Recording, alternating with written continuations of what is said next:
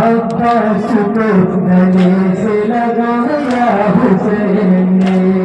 कासिम को अपने पास बिठाया हुसैन ने,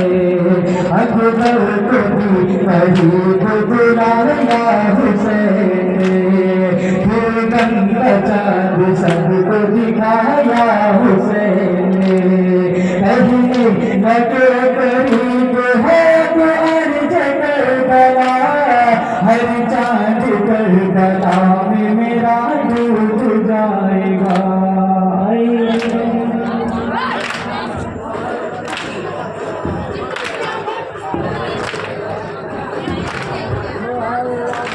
चांद